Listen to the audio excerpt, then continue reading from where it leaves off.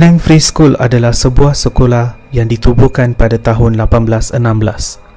Spark Hatching, pengasasnya, menubuhkan sekolah tersebut semasa penjajahan British pada 21 Oktober 1816 di Pulau Pinang, Malaya.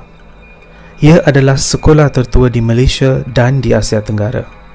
Sekolah itu dibina untuk menyediakan pendidikan percuma, makanan dan pakaian kepada kanak-kanak miskin dan anak yatim tanpa mengira kaum atau agama.